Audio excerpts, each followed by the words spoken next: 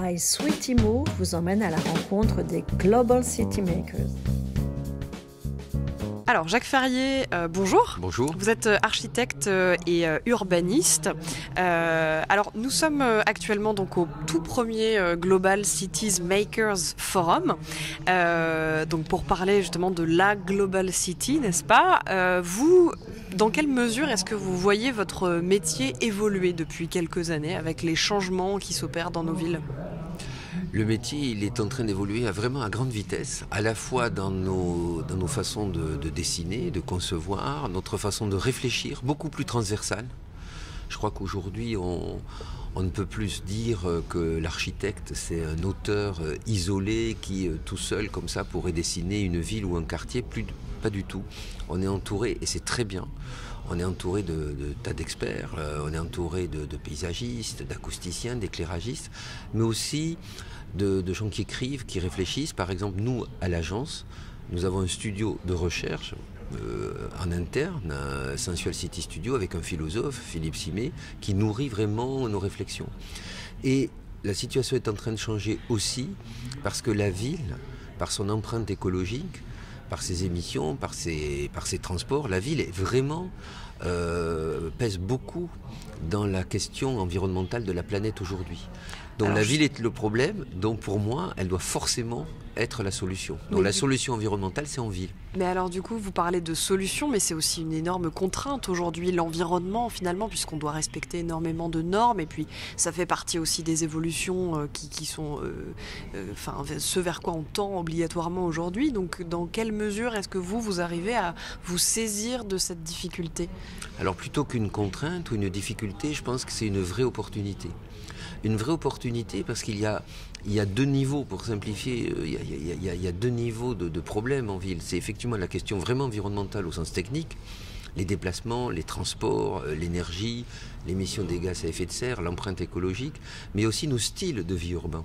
Nous sommes passés quand même à un siècle de grandes villes qui avaient 100 000 habitants à de grandes villes qui avaient 1 million, 10 millions d'habitants, voire comme Shanghai ou d'autres grandes villes, 20 millions d'habitants.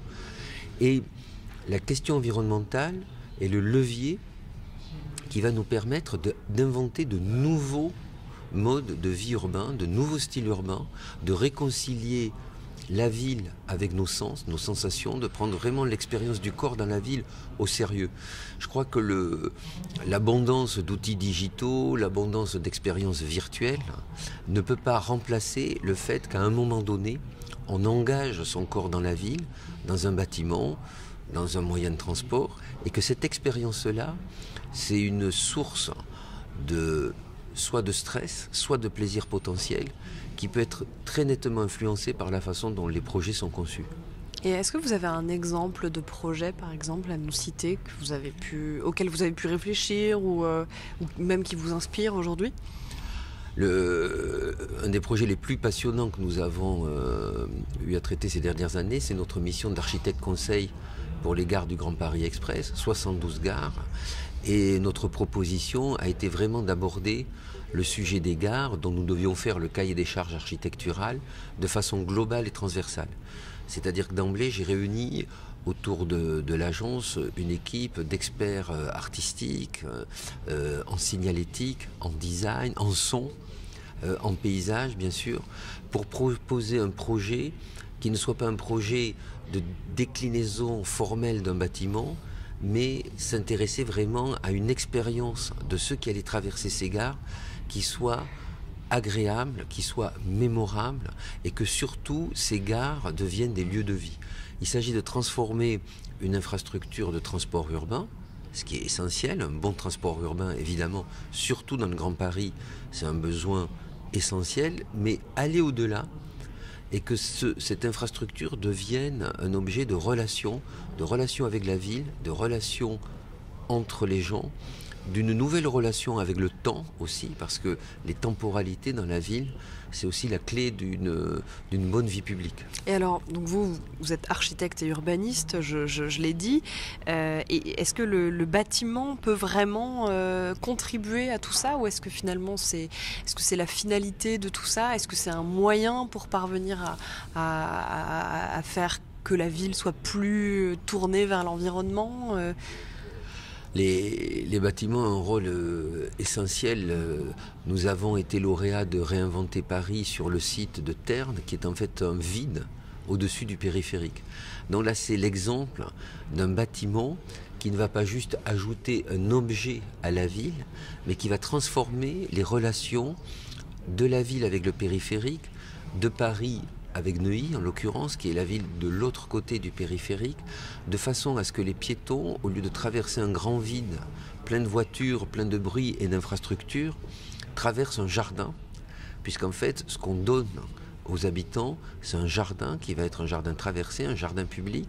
Et dans ce jardin, nous construisons des bureaux et des logements mélangés en quelque sorte, avec une structure bois qui donc, au niveau environnemental, va avoir une empreinte écologique positive, et des jardins sur le toit qui sont reliés entre eux. Donc les utilisateurs du bureau vont pouvoir se promener sur les jardins des logements, etc. Donc là, on voit bien que le bâtiment n'est pas juste des mètres carrés en plus, ce n'est pas juste des bureaux ou des logements en plus, c'est ça, mais c'est aussi toute autre chose qui est de l'ordre de la relation, du lien et une fois encore de la transversalité. Ce que je voulais dire aussi, c'est que voilà, les bâtiments sont évidemment décidés par des gens comme vous, dessinés, pensés. Que pour moi, l'environnement et la bagarre aujourd'hui qu'on a pour sauver la planète et pour sauver le climat, c'est aussi une affaire d'éducation, une affaire d'envie.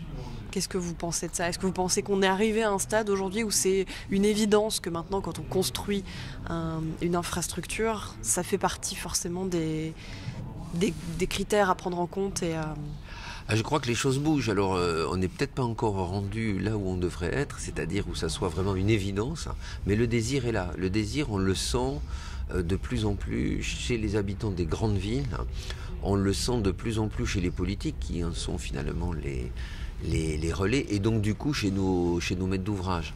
Et une commande de bâtiments qui a quand même été pendant longtemps essentiellement fonctionnelle et économique, il faut bien le dire, fonctionnelle au sens noble, loger des gens, les faire travailler, est en train aujourd'hui de s'enrichir d'autres demandes. De dire comment peut-on à la fois réduire les nuisances, l'empreinte écologique, la consommation énergétique, mais en même temps contribuer mieux à la diversité et à la vie sociale de la cité.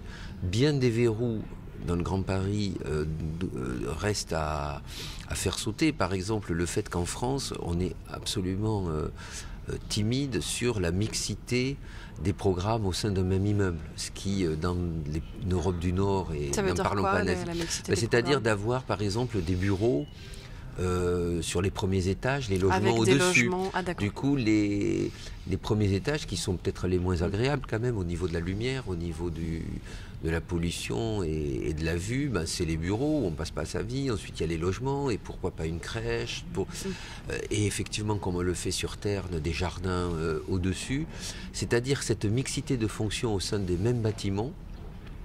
C'est quelque chose de très courant ailleurs. Je pense que ça va être très nécessaire de l'introduire enfin dans le Grand Paris.